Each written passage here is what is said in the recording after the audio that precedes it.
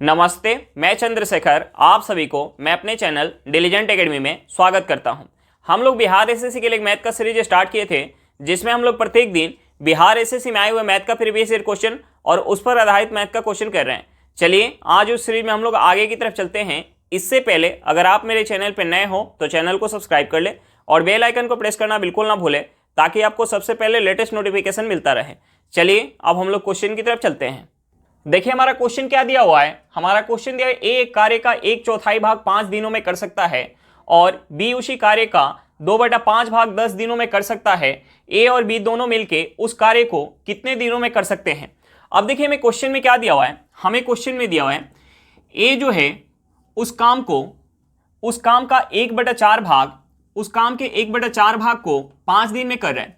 ए जो है उस काम के 1/4 भाग को 5 दिन में कर रहा है। तो हम यहां से निकाल सकते हैं कि अगर ए जो है उस पूरे एक काम को करेगा तो कितना समय लगेगा।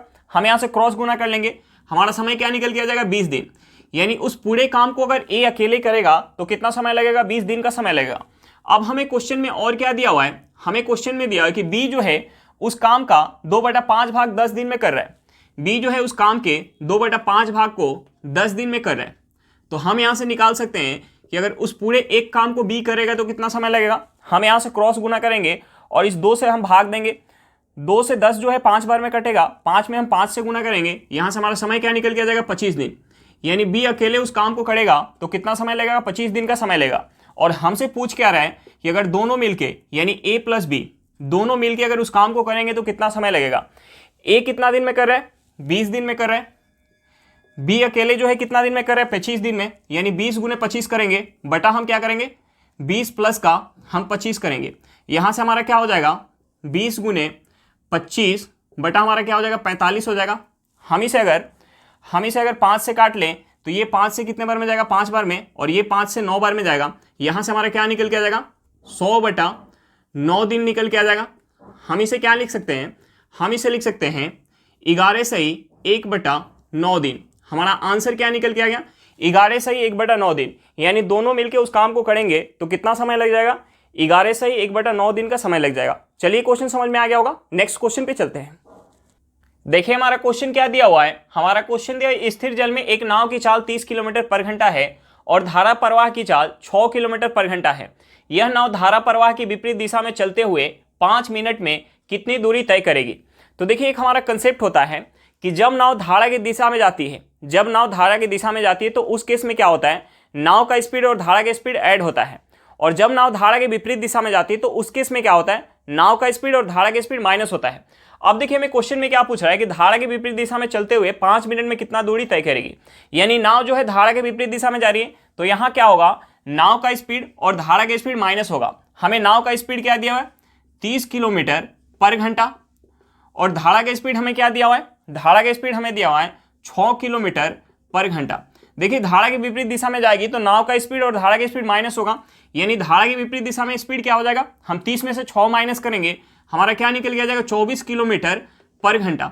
धारा के विपरीत दिशा में नाव का स्पीड क्या हो जाएगा 24 किलोमीटर पर घंटा हो जाएगा।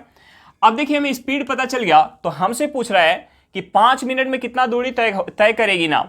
तो देखिए हमें स्पीड पता चल गया और समय हमें क्वेश्चन में दिया हुआ है, तो हम दूरी निकाल सकते हैं। हमारा दूरी क्या हो जाएगा, दूरी हो जाएगा स्पीड यानी 24 किलोमीटर पर घंटा गुने हमारा क्या हो जाएगा समय। अब देखिए हमें समय क्या दिया हुआ है, मिनट में दिया हुआ है और स्पीड हमारा क्या है किलोमीटर पर घंटा में है। तो हम इस मिनट को घंटा में चेंज कर लेते हैं। घंटा में चेंज करने के लिए हमें 60 से भाग देना पड़ेगा। अब देखिए हम यहाँ से अगर इसे 6 से काट ले तो ये 6 से 10 बार में जाएगा और ये 6 से कितने बार में जाएगा, ये 6 से 4 बार में जाएगा। हम 5 से अगर 10 को काटेंगे तो 2 बार में जाएगा। ये 2 से 4 कितने बार में जाएगा, 2 बार में। यानी यहां से हमारा क्या निकल के आ गया, दूरी निकल के आ गया 2 किलोमीटर। हमारा आंसर क्या निकल के आ गया, 2 किलोमीटर निकल के आ गया। चलिए क्वेश्चन समझ में आ गया होगा। नेक्स्ट क्वेश्चन पे चलते हैं। देखिए हमारा क्वेश्चन क्या दिया हुआ है। हमारा क्वेश्चन दिया एक धात्विक बेलनाकार पाइप का आयतन 1232 सेंटीमीटर क्यूब है। यदि इसकी बाहरी त्रिज्या 7 सेंटीमीटर है और मोटाई 2 सेंटीमीटर है तो पाइप की लंबाई कितनी है। हमें क्या निकालना है, पाइप की लंबाई निकालना है। अब देखिए हमें पाइप जो दिया हुआ है, पाइप एक कैसा है, खोखला बेलन के आकार का है और हमें खोखले बेलन का आयतन दिया हुआ है और हमें क्या दिया, बाहरी त्रिज्या दिया हुआ है और उस खोखले बेलन की हमें मोटाई दिया हुआ है। तो हम यहां से लंबाई निकाल सकते हैं। देखिए खोखले बेलन के आयतन का फॉर्मूला क्या होता है, खोखले बेलन का आयतन का फॉर्मूला होता है pi into capital R square minus small R square into H. हमें आयतन कितना दिया हुआ है क्वेश्चन में? हमें आयतन दिया हुआ है 1232 सेंटीमीटर क्यूब हमें दिया हुआ है। अब देखिए कैपिटल आर क्या हो जाएगा? बाहरी त्रिज्या, और स्मॉल आर क्या हो जाएगा? बाहरी त्रिज्या में से अगर हम मोटाई माइनस कर देंगे तो हमारा क्या हो जाएगा? स्मॉल आर हो जाएगा। अब देखिए हम यहाँ वैल्यू पुट करेंगे, पाई का वैल्यू क्या हो जाएगा? 22/7 गुने कैपिटल आर हमारा क्या है? 7 सेंटीमीटर, यानी 7 का हम स्क्वायर करेंगे, 7 का स्क्वायर क्या हो जाएगा? 49 हो जाएगा, माइनस स्मॉल आर हमारा क्या हो जाएगा? अगर हम बाहरी त्रिज्या में से मोटाई माइनस कर देंगे तो हमारा स्मॉल आर हो जाएगा, यानी हम 7 में से 2 माइनस करेंगे, हमारा क्या हो जाएगा? 5 हो जाएगा। 5 का स्क्वायर क्या हो जाएगा? 25 गुने एच इक्वल टू क्या हो जाएगा? 1232। अब देखिए हम यहाँ से अगर हम इसे अगर 22 से काटें, अगर हम इसे 22 से काटें तो ये 22 से कटने वाला है क्या? हम पहले 11 से काट लेते हैं। देखिए ये 11 से 2 बार में जाएगा, ये 11 से कितने बार में जाएगा? ये 11 से 1 बार में जाएगा, हाथ में 1 13, 1 बार में जाएगा, हाथ में क्या जाएगा? 2, यानी 22 2 बार में जाएगा। अब देखिए हम इसे 2 से काट सकते हैं, 2 से हमारा कितने बार में जाएगा? ये 2 से जाएगा 5 बार में, हाथ में 1 12 6 बार में जाएगा। अब देखिए हम यहाँ से क्रॉस गुणा कर लेते हैं, क्रॉस गुणा करेंगे और 49 में से अगर हम 25 माइनस करेंगे, 49 में से 25 माइनस करेंगे तो हमारा क्या हो जाएगा? 24 हो जाएगा। 24 गुने एच इक्वल टू क्या हो जाएगा? 56 गुने क्या हो जाएगा? हमारा 7 हो जाएगा। यहां से क्रॉस गुना कर लेंगे। अब देखिए हम इस 24 और 56 को 8 से काट सकते हैं, 8 से इसे काटेंगे तो ये 8 से कितने बार में जाएगा? ये 8 से 3 बार में जाएगा, ये 8 से कितने बार में जाएगा? 7 बार में। यहां से हमारा क्या हो जाएगा? एच इक्वल टू हो जाएगा 7 गुने 7 करेंगे कितना हो जाएगा? 49, और यहां से 3 हमारा बट्टे में आ जाएगा। हमारा जो है हाइट क्या निकल के आ जाएगा? 49/3 सेंटीमीटर, यानी उस पाइप की लंबाई क्या निकल के आ गया? 49/3 सेंटीमीटर निकल के आ गया। चलिए क्वेश्चन समझ में आ गया होगा, नेक्स्ट क्वेश्चन पे चलते हैं। देखिए हमारा क्वेश्चन क्या दिया हुआ है? हमारा क्वेश्चन दिया 15 पुरुष एक कार्य को 12 दिनों में पूरा कर सकते हैं और 18 महिलाएं उसी कार्य को 15 दिनों में पूरा कर सकती है। 5 पुरुषों और 3 महिलाओं को कार्य पूरा करने में कितने दिन का समय लगेगा? देखिए हमें क्वेश्चन में क्या दिया हुआ है? हमें क्वेश्चन में दिया हुआ है कि 15 पुरुष एक काम को 12 दिन में कर रहे हैं, उसी काम को 18 महिलाएं 15 दिन में कर रही है। तो हमसे पूछ क्या रहा है कि 5 पुरुष और 3 महिलाएं मिलके उस काम को कितना दिन में करेंगी। हमें इस x का वैल्यू निकालना है। तो हम सबसे पहले क्या करते हैं, इन दोनों से पुरुष और महिला का हम इफिशिएंसी निकाल लेते हैं। देखिए हम यहाँ से पुरुष और महिला का इफिशिएंसी निकालेंगे। 15m गुने क्या हो जाएगा? 12 इक्वल टू क्या हो जाएगा? 18w गुने क्या हो जाएगा? 15 हो जाएगा। 15 से हमारा 15 कट जाएगा, हम इसे 6 से काटेंगे तो 2 बार में जाएगा, और ये 6 से 3 बार में जाएगा। यहाँ से हमारा m/w क्या निकल के आ जाएगा? m/w निकल के आ जाएगा 3/2। पुरुष का इफिशिएंसी अगर 3 यूनिट है तो महिला का इफिशिएंसी कितना है? 2 यूनिट। तो देखिए हम किसी एक में या तो हम यहाँ m का वैल्यू रख ले या हम यहाँ w का वैल्यू रख ले। किसी एक में m या w का वैल्यू रख के हम यहाँ से टोटल वर्क निकाल लेंगे, और उस टोटल वर्क को हमें किससे कराना है? 5 पुरुष और 3 महिला से कराना है। तो हम सबसे पहले टोटल वर्क निकाल लेते हैं। देखिए टोटल वर्क निकालने के लिए 15m गुने 12, हम यहाँ m का वैल्यू रखेंगे। देखिए हम यहाँ m का वैल्यू रखेंगे तो ये हो जाएगा 15 गुने m का वैल्यू क्या है? 3 यूनिट गुने 12। यहाँ से हमारा टोटल वर्क क्या हो जाएगा? हम यहाँ गुना नहीं करते हैं, हम ऐसे ही रहने देते हैं। अब देखिए इसी काम को हमें किससे कराना है? इसी काम को हमें कराना है, यानी टोटल काम हमारा क्या है? 15 गुने 3 गुने 12, इतना यूनिट हमें काम कराना है। 5 पुरुष, अब देखिए एक पुरुष का इफिशिएंसी क्या निकल के आया? 3 यूनिट। तो 5 पुरुष का इफिशिएंसी क्या हो जाएगा? 15 यूनिट प्लस का 3 महिला, एक महिला का इफिशिएंसी क्या निकल के आया? 2 यूनिट। तो 3 महिला का इफिशिएंसी क्या हो जाएगा? ये हो जाएगा 6 यूनिट, यानी 15 गुने 6 गुने क्या, 15 प्लस 6 गुने क्या हो जाएगा? 100 हो जाएगा। यहाँ से हमारा हो जाएगा 15 गुने 3 गुने 12 इक्वल टू क्या हो जाएगा? ये हमारा 21 गुने x। अब देखिए हम यहाँ से इसे अगर 3 से काटेंगे तो ये 3 से 7 बार में जाएगा। यहाँ से हमारा x क्या निकल के आ जाएगा? हम यहाँ 15 में अगर 12 से गुना करेंगे तो यहाँ से क्या हो जाएगा? 180 बटा क्या हो जाएगा? 7 हो जाएगा। x इक्वल टू क्या निकल के आ गया? 180 बटा 7 दिन हमारा निकल के आ गया। 180 बटा 7 दिन निकल के आ गया। हम इसे क्या लिख सकते हैं? हम इसे अगर 7 से काटेंगे तो ये 7 से 2 बार में जाएगा, हाथ में 4 40, 7 से जाएगा 5 बार में 35, हाथ में आ जाएगा 5 बटा क्या हो जाएगा 7, यानी हमारा क्या निकल के आ गया, यहाँ से हमारा निकल के आ गया, यहाँ से हमारा निकल के आ गया 25 सही 5 बटा 7 दिन। हमारा आंसर क्या निकल के आ गया, 25 सही 5 बटा 7 दिन में 5 पुरुष और 3 महिला मिलकर उस काम को कर सकते हैं। हमारा आंसर क्या निकल के आ गया, 25 सही 5 बटा 7 दिन। चलिए क्वेश्चन समझ में आ गया होगा, नेक्स्ट क्वेश्चन पे चलते हैं। देखिए हमारा क्वेश्चन क्या दिया हुआ है, हमारा क्वेश्चन दिया यदि किसी त्रिभुज की भुजाएं 11 मीटर 60 मीटर और 61 मीटर हो तो निम्नलिखित में से सबसे लंबी भुजा के सापेक्ष त्रिभुज की ऊंचाई ज्ञात करें। हमें क्या निकालना है, सबसे लंबी भुजा के सापेक्ष त्रिभुज की ऊंचाई निकालना है। तो देखिए अगर सबसे लंबी भुजा को अगर हम आधार मान ले तो हम वहां ऊंचाई कैसे निकाल सकते हैं। अगर हमें त्रिभुज की तीनों भुजा दी हुई है तो हम त्रिभुज का क्षेत्रफल निकाल लें, और सबसे लंबी भुजा को अगर आधार मान ले तो हम वहां से ऊंचाई निकाल सकते हैं, क्योंकि त्रिभुज के क्षेत्रफल का फॉर्मूला क्या होता है, 1/2 गुने आधार गुने ऊंचाई। तो अगर सबसे लंबी भुजा को आधार मान लें तो हमारा वहां से ऊंचाई निकल के आ जाएगा, अगर हमें त्रिभुज का क्षेत्रफल पता चल जाए। अब देखिए हमें त्रिभुज की तीनों भुजा दी हुई है तो हम यहाँ त्रिभुज का क्षेत्रफल कैसे निकाल सकते हैं, या तो हम हीरोज फार्मूला लगा लें। अगर हम यहाँ हीरोज फार्मूला लगाएंगे तो त्रिभुज के क्षेत्रफल निकालने में हमें 3 मिनट का समय लग जाएगा। तो हम अगर ये पता कर ले कि ये जो हमारा त्रिभुज दिया हुआ है ये त्रिभुज हमारा कौन सा है, तो हम त्रिभुज का क्षेत्रफल आसानी से निकाल सकते हैं। अब देखिए त्रिभुज की जो हमें भुजा दी हुई है, भुजा हमें क्या दिया हुआ है, 11 मीटर 60 मीटर और हमें क्या दिया हुआ है 61 मीटर। तो देखिए एक हमारा ट्रिपलेट होता है, हमारा ट्रिपलेट होता है, हमारा एक ट्रिपलेट होता है 11 60 और 61, 11 60 और 61, यानी त्रिभुज की ये जो तीनों भुजा है ये आपस में क्या है, ट्रिपलेट है। देखिए ट्रिपलेट है, इसका मतलब क्या होगा कि ये जो त्रिभुज होगी वह एक समकोण त्रिभुज होगी। यह जो एक त्रिभुज होगी वह त्रिभुज क्या होगी, एक समकोण त्रिभुज होगी, समकोण त्रिभुज होगी।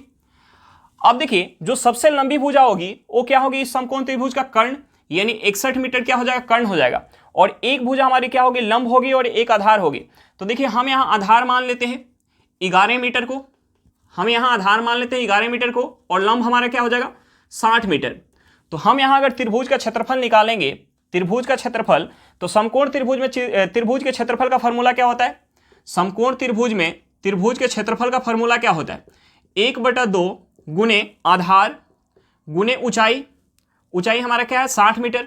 हम यहाँ से 2 से काटेंगे 60 को, ये कितने बार में जाएगा, 30 बार में, यानी क्षेत्रफल हमारा क्या निकल के आ गया, क्षेत्रफल हमारा निकल के आ गया 11 गुने 30। क्षेत्रफल क्या निकल के आ गया, 11 गुने 30 निकल के आ गया।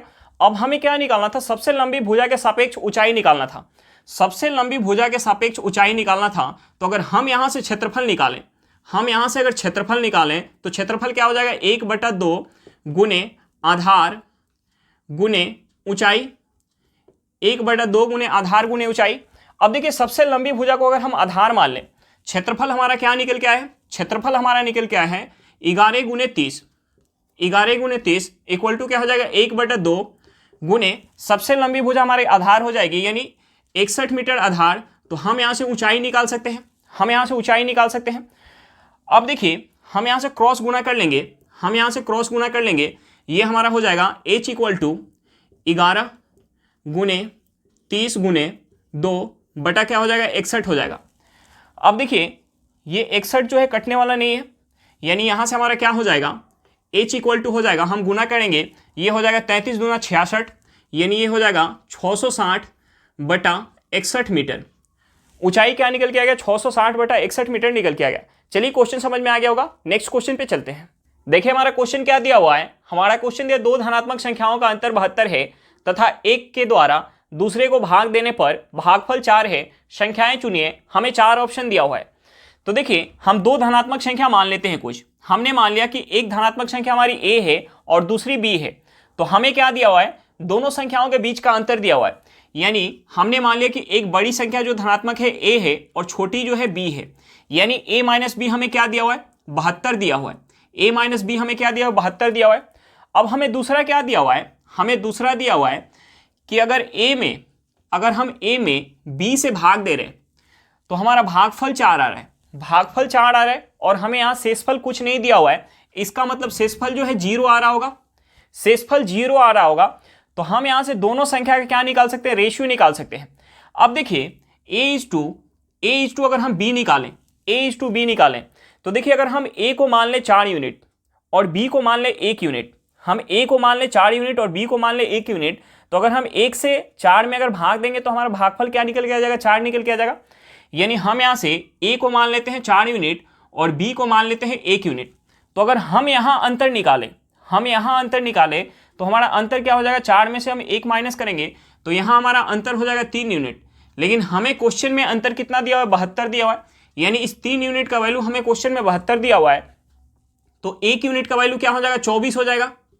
हमें क्या निकालना था, दोनों संख्या निकालना था। यानी इस 1 का वैल्यू क्या हो गया, इस 1 का वैल्यू 24 हो गया, इस 1 का वैल्यू 24 हो गया, और इस 4 का वैल्यू क्या हो जाएगा, 1 यूनिट का वैल्यू 24 है तो 4 यूनिट का वैल्यू क्या हो जाएगा, 24 में हम 4 से गुना करेंगे, ये हमारा क्या हो जाएगा, 96 हो जाएगा।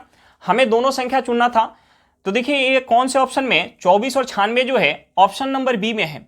एक संख्या हमारी 24 होगी और दूसरी संख्या क्या होगी, 96 होगी।